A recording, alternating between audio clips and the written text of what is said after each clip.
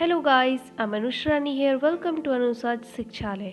आज हम करने जा रहे हैं geography NCERT book class 6 chapter 2 का पार्ट 2। मैं अपने चैनल्स पर एनसीईआरटी बुक से क्लास 6 से लेकर 10 तक का हर एक सब्जेक्ट का वीडियो बनाती हूँ। अगर आप मेरे चैनल पर नए हैं तो प्लीज़ मेरे चैनल को सब्सक्राइब कर लीजिए और साथ ही साथ बेल आइकन को दबाना मत भूलिएगा। जैसे ही मेरी कोई नई वीडियो आएगी तो आपको उसका नोटिफिकेशन मिल जाएगा। और अगर आपको मेरी वीडियो अच्छी लगेगी जो मैं करने जा रही हूँ, या फिर मेरी कोई भी अगर आप दूसरी वीडियो देखते हो और वो आपको अच्छी लगे तो प्लीज़ उसे लाइक और शेयर कर दीजिएगा। तो चलिए आज का जो हमारा टॉपिक है वो हम स्टार्ट करते हैं। पिछले वीडियो में हमने यहाँ तक कवर कर लिया था और अब हम इसके आगे करने जा रहे हैं, जो कि टॉपिक है what are the longitudes. Okay, so let's start.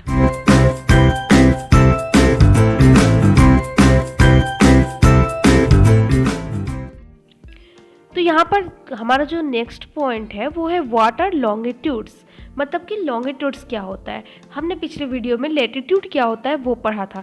आपको याद होगा कि हमने लेटिट्यूड को कैसे किया था। ये देखिए, हमने क्या किया था कि एक अर्थ को है ना, एक जो इक्वेटर से डिवाइड किया पहले। तो इक्वेटर से डिवाइड करें तो हमने क्या हुआ कि एक ऊपर सेमी स्फेयर और एक नीचे सेमी स्फेयर हमने बनाया। तो इसे हम लोग क्या करते थे, फिर ऊपर में नॉर्थ हेमिस्फेयर और नीचे साउथ हेमिस्फेयर हुआ। ठीक है, फिर एक हमने देखा था इसमें ट्रॉपिक ऑफ कैंसर होता है 23.5 डिग्री नॉर्थ में। फिर एक होता है आर्टिक सर्कल जो कि 66.5 डिग्री नॉर्थ में होता है। और फिर यहाँ पर ट्रॉपिक ऑफ कैप्रिकॉर्न होता है जो कि 73.5 डिग्री साउथ में होता है। और एक अंटार्कटिक सर्कल होता है जो कि 66.5 डिग्री साउथ में होता है। फिर हमने इसमें ये भी देखा था कि ये यहाँ पर टोराइड जोन होता है, यहाँ पर टेम्परेट जोन होता है और यहाँ पे फ्रिज्ड जोन होता है। टोराइड जोन में सबसे ज़्यादा सनलाइट आती है, टेम्परेट जोन में हल्की फुल्की सनलाइट आ जाती है और फ्रिज्ड जोन में ना के बराबर सनलाइट आती है, जिसकी वजह से वो फ्रिज्ड जोन कहलाता है। वहाँ पे बहुत ज़्यादा ठंड होती है, जैसे कि आप जानते होंगे अटलांटिक और आर्कटिक ओशन जोन में कितनी ज़्यादा ठंड होती है ना। तो चलिए आज हम पढ़ेंगे लॉन्गिट्यूड क्या होती है। ये देखिए, आपने देखा था कि अर्थ के जब ऐसे ऐसे लाइंस जाती है पैरेलल में तो वो क्या होती है, लैटिट्यूड। अब लॉन्गिट्यूड का बात आता है तो लॉन्गिट्यूड क्या होती है ना, खड़ी लाइंस होती है, जैसे कि ये है ना, जैसे कि यहाँ पर शो किया हुआ है। तो क्या है यहाँ पे हम पर थोड़ा पढ़ते हैं। To fix the position of a place, it is necessary to know something more than the latitude of that place. You can see, for example, that Tonga Island in the Pacific Ocean and the Mauritius Island in the Indian Ocean are situated on the same latitude. Now, in order to locate them precisely, we must find out how far east or west these places are from a given line of reference running from the north south to the south pole. These lines of reference are called the meridians of longitude. तो देखिए यहाँ पर क्या लिखा है कि अगर हम किसी चीज़ का लोकेशन पता करना चाहते हैं ना तो सिर्फ लैटिट्यूड से काम नहीं बनेगा, हमको उसके लिए दूसरा भी जो है पैमाना चाहिए होगा। तो जैसे कि बात किया गया है यहाँ पे कि टोंगा जो आइलैंड है पैसिफिक ओशन में और जो मैरिट्यूड्स आइलैंड है इंडियन ओशन में वो सेम लैटिट्यूड पर है। मतलब कि जैसे ये अर्थ हो गया ना तो ये लैटिट्यूड्स हुआ। ठीक है, तो यहाँ पर अगर मान लीजिए मैरिट्यूड्स आइलैंड है, ठीक है, इंडियन ओशन का, और अगर यहाँ पर है टोंगा आइलैंड पैसिफिक ओशन का, तो दोनों जो है सेम क्या बोलते हैं उसे, लैटिट्यूड पे होते हैं, लेकिन वो सेम लॉन्गिट्यूड पे नहीं होंगे।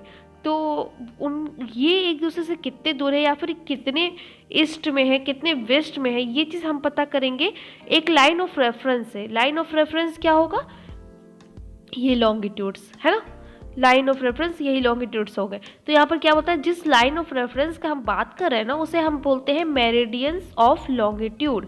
क्या बोलते हैं, मेरिडियंस ऑफ लॉन्गिट्यूड। हम इसे बोलते हैं मेरिडियंस ऑफ लॉन्गिट्यूड। ठीक है, मेरिडियंस ऑफ मतलब कि जितनी भी यहाँ पर जो लॉन्गिट्यूड्स होगी ना वो मेरिडियन ऑफ लॉन्गिट्यूड होती है। ठीक है, अब इससे आगे क्या है, and the distance between them are measured in degree of longitude. तो डिफरेंस बिटवीन देम तो क्या किस चीज़ का डिफरेंस, ये देखिए एक लॉन्गिट्यूड का दूसरे लॉन्गिट्यूड से कितनी दूरी पर है, तो इस चीज़ का डिफरेंस जो हम नापते हैं वो किस चीज़ के बेसिस पे नापते हैं, डिग्री ऑफ लॉन्गिट्यूड से हम नापते हैं, ठीक है। जैसे कि हमने वो जो हम लेटीट्यूड में क्या करते थे, जैसे ही ये ऊपर जाते जाता था यहाँ पे 23.5 डिग्री लेटीट्यूड होता था नॉर्थ में, फिर उसके बाद 66.5 डिग्री नॉर्थ में लॉन्गिट्यूड होता था, फिर उधर आगे जाने पे और भी 90 डिग्री 80 डिग्री इस तरह से बढ़ते थे ना। उसी तरीके से यहाँ पर भी दो लॉन्गिट्यूड के बीच में कितनी डिफरेंस है वो हम लोग पता करते हैं डिग्री ऑफ लॉन्गिट्यूड से। Each degree is further divided into minutes and then into seconds। तो क्या करते हैं ना कि जो डिग्री होता है उसे हम आगे डिवाइड करते हैं मिनट्स में, फिर उसको डिवाइड करते हैं सेकंड्स में। वो कैसे करते हैं मैं आपको आगे बताऊंगी। They are semi circles of the distance between them decreases steadily polewards until it becomes zero at the poles where all the meridian meet। तो देखिए क्या होता है, ये देखिए ये यहाँ से स्टार्ट हुआ लॉन्गिट्यूड और ये नीचे के नॉर्थ पोल, और मतलब नॉर्थ पोल से स्टार्ट होकर वो साउथ पोल तक जाता है। तो ये जो यहाँ से यहाँ तक गया वो क्या हुआ, फॉर्म किया, सेमी सर्कल फॉर्म करता है। क्या करता है, सेमी सर्कल फॉर्म करता है, ठीक है। और सेमी सर्कल ये फॉर्म करता है ना, तो फिर क्या होता है कि सारे लॉन्गिट्यूड जाकर एक पॉइंट पर मिल जाता है। क्या होता है, एक पॉइंट पर सारा लॉन्गिट्यूड जाकर मिलता है। यहाँ से स्टार्ट होता है, फिर सारा लॉन्गिट्यूड जाकर नीचे के साउथ पोल में जाकर मिल जाता है, ठीक है। तो साउथ पोल पे जहाँ पर फिर 0 डिग्री पोल होता है, ठीक है, 0 डिग्री पोल पे जाकर मिल जाता है। Unlike parallel of latitude all meridians of और equal length, thus it was difficult to number the meridians, hence all the countries decided that the count should begin from the meridian which passes through Greenwich where the British Royal Observatory is located। तो क्या हुआ, आपने ये भी चीज़ notice किया होगा ना कि जब लेटीट्यूड होता है वो क्या करते हैं, एक दूसरे को कभी मिलता नहीं है एक दूसरे से। वो ऊपर से क्रॉस कर गया, ठीक है, फिर ये यहाँ से क्रॉस कर गया, यहाँ से क्रॉस कर गया, कभी एक दूसरे से मिलता नहीं। लेकिन लॉन्गिट्यूड में क्या होता है कि यहाँ से स्टार्ट हुआ तो यहाँ पर मिलता है, यहाँ से स्टार्ट होता है यहाँ पर मिलता है, और सारा जो लॉन्गिट्यूड होता है ना वो एक ही पॉइंट पर आकर मिल जाता है। तो फिर क्या होता है कि लॉन्गिट्यूड एक जगह पे मिलता है लेकिन लेटीट्यूड कभी नहीं मिलता है। और फिर क्या होता है, ये जो लॉन्गिट्यूड होता है ना, सॉरी लेटीट्यूड, ये हमारा अर्थ है, यहाँ का जो लेटीट्यूड है वो सबसे बड़ा होगा, फिर उससे छोटा होगा, फिर उससे छोटा होगा, और अंतिम में जाके सबसे छोटा हो जाएगा वो, ठीक है। लेटीट्यूड मतलब कि साइज में डिक्रीज करता रहता है, वो इक्वल साइज का नहीं होता है। लेकिन लॉन्गिट्यूड जो होता है वो ऐसे यहाँ से, तो वो सारा लेंथ में इक्वल साइज का होता है, क्योंकि वो नॉर्थ डिग्री से स्टार्ट करके नॉर्थ पोल से स्टार्ट करके साउथ पोल तक हर एक लॉन्गिट्यूड आता है, तो वो सेम लेंथ का हो जाएगा, है कि नहीं। तो वो सेम लेंथ का होता है। तो फिर क्या होता है कि इस तरह से हमें जो है ना प्लेसेस को लोकेट करने में दिक्कत होती थी। फिर सारे कंट्री ने क्या क्या डिसाइड किया कि हम जो काउंट स्टार्ट करेंगे ना लॉन्गिट्यूड की, वो क्या करेंगे, उस मेरिडियन से काउंट करेंगे जो मेरिडियन ग्रीनविच से होकर गुजरता है, जहाँ पर ब्रिटिश रॉयल ऑब्जर्वेटरी लोकेटेड है। और इस मेरिडियन को हम क्या बोलेंगे, प्राइम मेरिडियन बोलेंगे। तो इस मेरिडियन को हम क्या बोलेंगे, प्राइम मेरिडियन। यहाँ से आप फिगर में देख सकते हैं ये जो मेरिडियन है ना, इमेजिनरी लाइन से जो दिखा रहा है यहाँ पर, ये क्या है, प्राइम मेरिडियन है। और यहाँ पर क्या है, ग्रीनविच है, जहाँ पर ब्रिटिश रॉयल ऑब्जर्वेटरी लोकेटेड है। Its value is 0 degree longitude, and from it we count 180 eastward as well as 180 westward. The prime meridian and 180 degree meridian divide the earth into two equal halves. And okay, तो पहले ये आप समझ लीजिए कि क्या है यहाँ पर, ये 0 डिग्री पर है। प्राइम मेरिडियन जो है ना 0 डिग्री पर होता है, आप ये देखिए 0 डिग्री लिखा हुआ है, तो 0 डिग्री पे ये प्राइम मेरिडियन है। और फिर क्या होता है कि ये 180 इधर जाएगा तो ईस्टवार्ड में, 180 इधर जाएगा तो वेस्टवार्ड में। तो फिर क्या होता है कि ये ना अर्थ को 2 इक्वल भाग में बांट देता है। तो इधर से बोलते हैं ईस्टर्न हेमिस्फीयर, इधर बोलते हैं वेस्टर्न हेमिस्फीयर। जैसे कि लेटीट्यूड में क्या करते थे, यहाँ पर इक्वेटर से डिवाइड होता था, तो फिर ऊपर में क्या बोलते थे ऊपर में नॉर्दर्न हेमिस्फीयर और नीचे साउदर्न हेमिस्फीयर। तो इधर क्या बोलेंगे, ईस्टर्न हेमिस्फीयर, और इधर वेस्टर्न हेमिस्फीयर, ठीक है। 2 इक्वल पार्ट्स में इसे डिवाइड कर देता है। ओके, अब क्या होता है कि इसे जब डिवाइड कर दिया गया तो फिर आगे क्या है यहाँ पर, Therefore, the longitude of a place is followed by the letter E for the east and letter W for the west. It is, however, interesting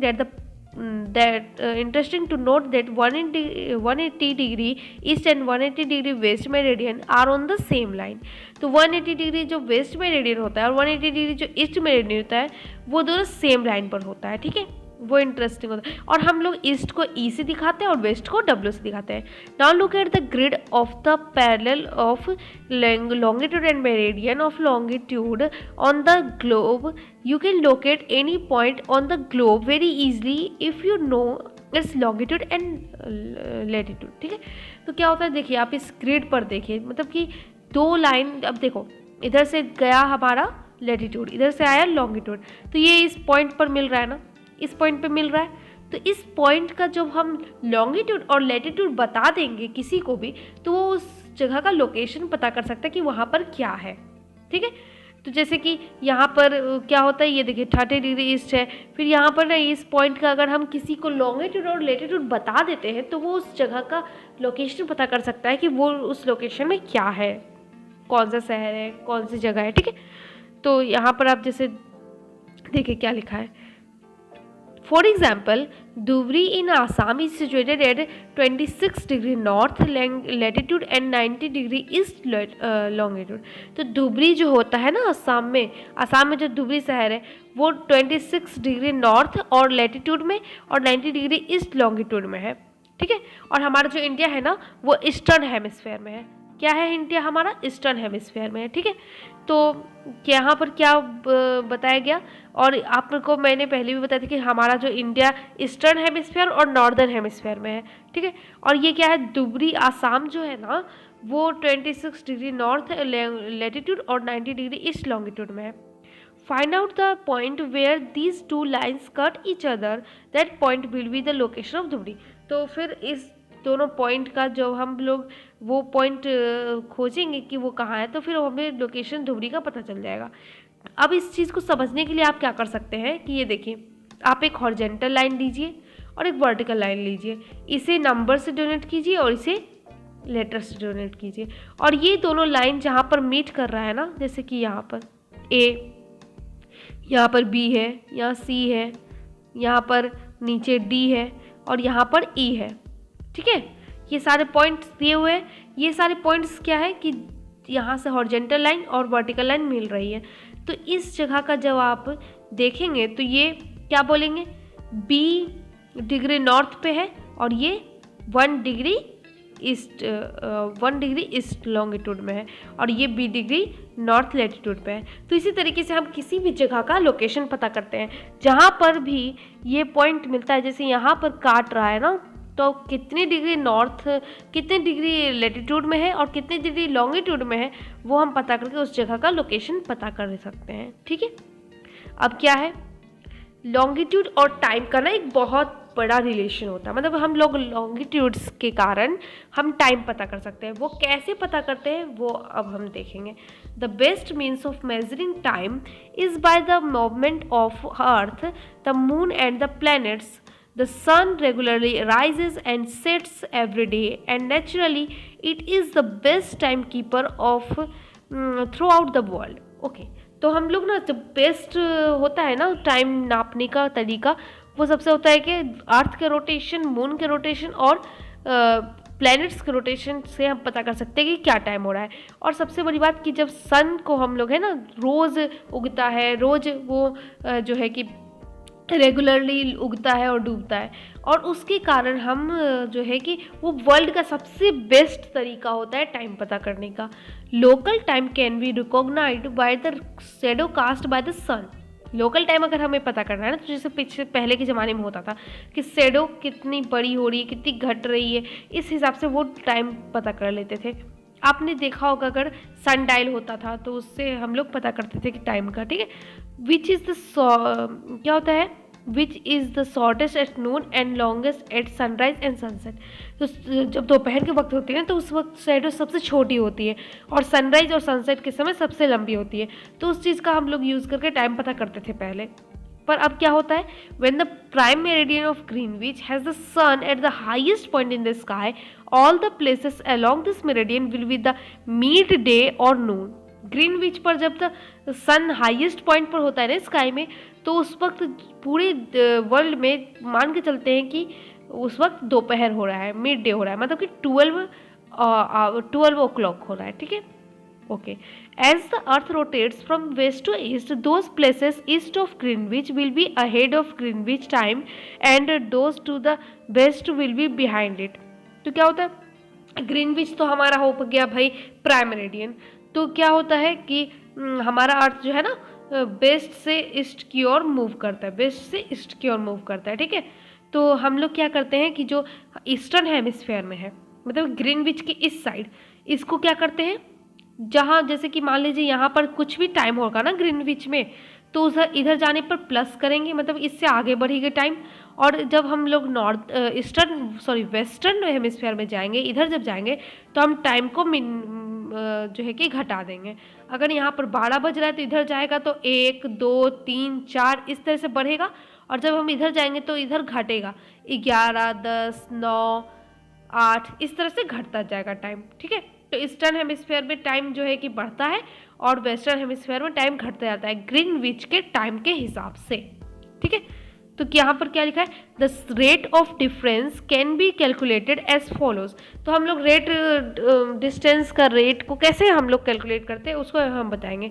the earth rotates 360 in about 24 hours. आप लोग सभी जानते हैं कि अर्थ अपनी पूरी चक्कर 24 hours में लगाती है, पूरी चक्कर मतलब 360 डिग्री रोटेट कर लेती है 24 आवर्स में। तो अगर हम इसे कैलकुलेट करेंगे तो यानी कि 15 डिग्री जो होता है ना 1 घंटे में वो पूरा करता है। जब आप 24 से 360 को डिवाइड करते हैं तो 15 डिग्री आता है, तो मतलब 15 डिग्री में 1 घंटा हो गया, और 1 डिग्री में 4 मिनट हो गया। आप यहाँ ध्यान से देखिए क्या लिखा है, 15 डिग्री एन आवर और 1 डिग्री इन 4 मिनट्स। तो 360 डिग्री 24 घंटे में, जिसका मतलब है कि 15 डिग्री में 1 घंटा और 1 डिग्री में 4 मिनट होता है।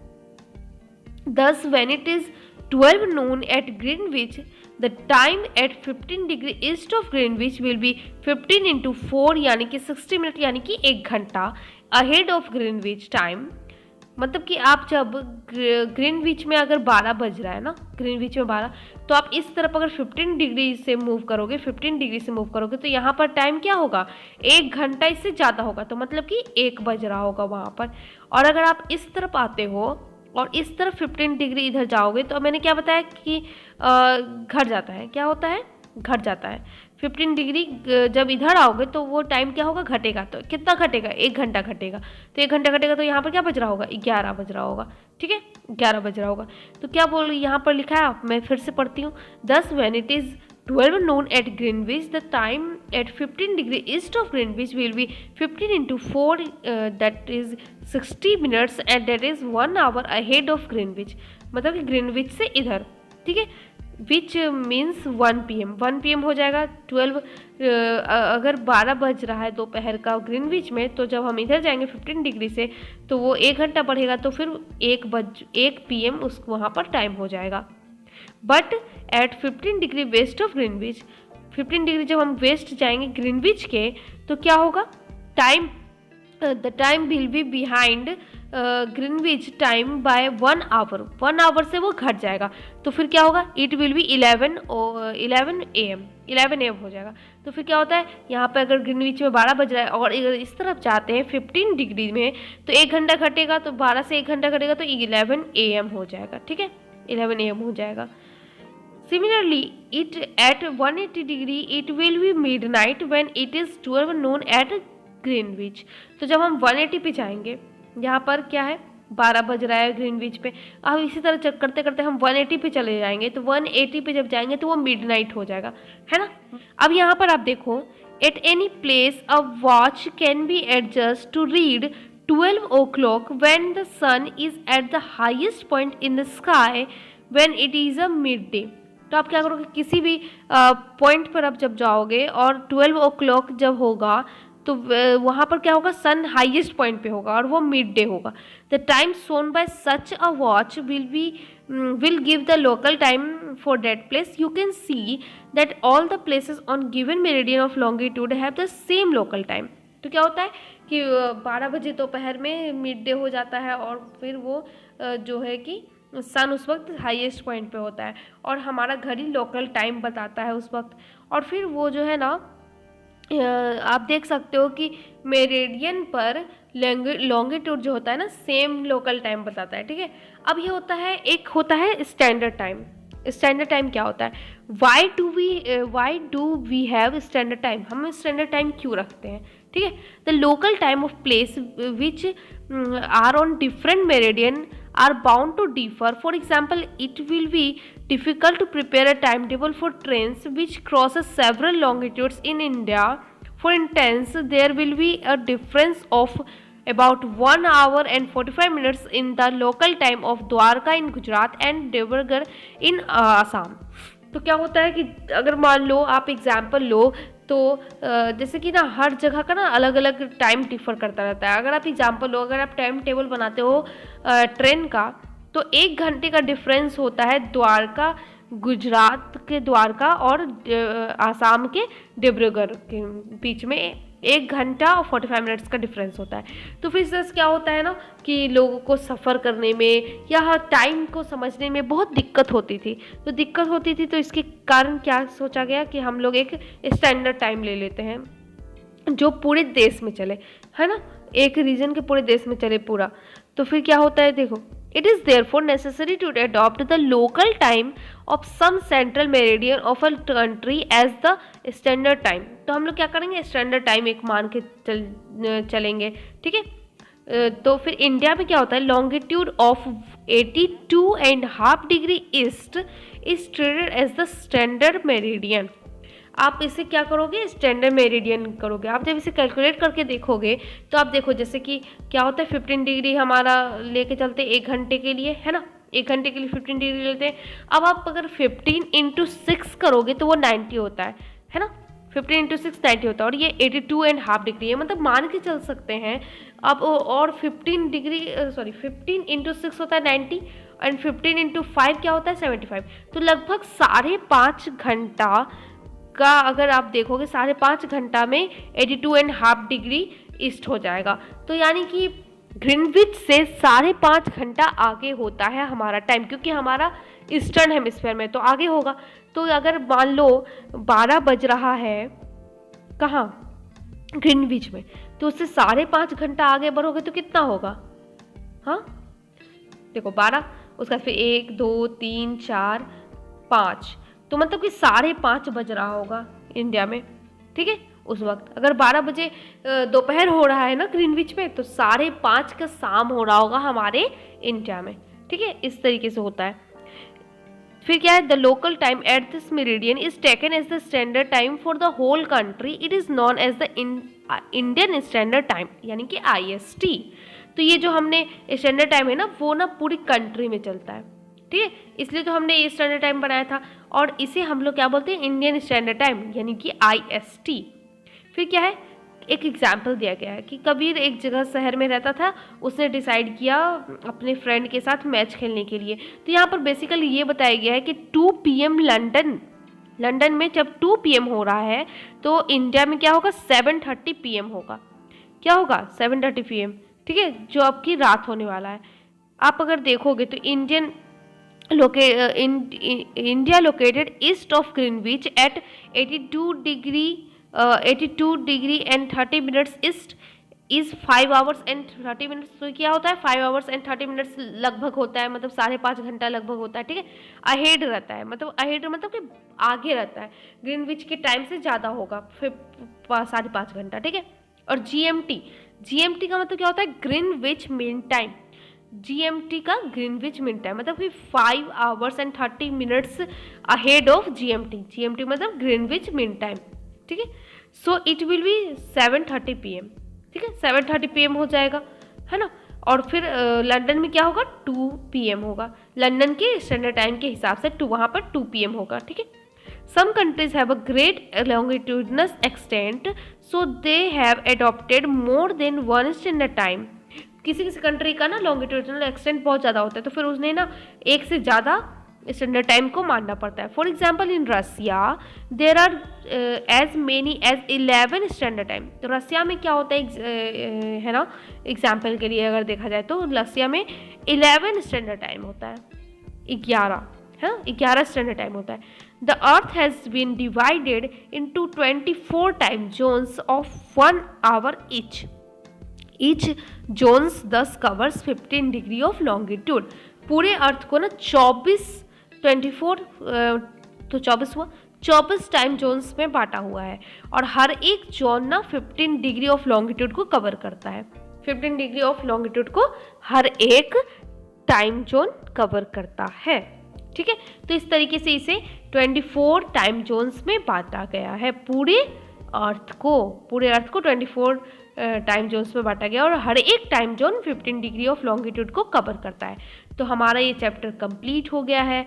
अगर आप लोगों को मेरी वीडियो अच्छी लगी हो तो प्लीज़ लाइक और शेयर कर दीजिए, जहाँ भी शेयर करना है, फेसबुक, व्हाट्सएप, ट्विटर, इंस्टाग्राम, आप जहाँ भी शेयर कर सके शेयर कीजिए, ताकि और लोगों को ये वीडियोस मिले। और अगर आप लोगों को मेरी वीडियोस के बारे में कुछ भी कहना है, या फिर कुछ पूछना है, कुछ डाउट है, या फिर कुछ सजेशन देना है, तो प्लीज़ कमेंट सेक्शन में आप इसे कमेंट कर दें। और आपकी क्वायरीज अगर कुछ भी होगी तो मैं उसे जल्द से जल्द सॉल्व करने का कोशिश करूँगी। So thanks for watching.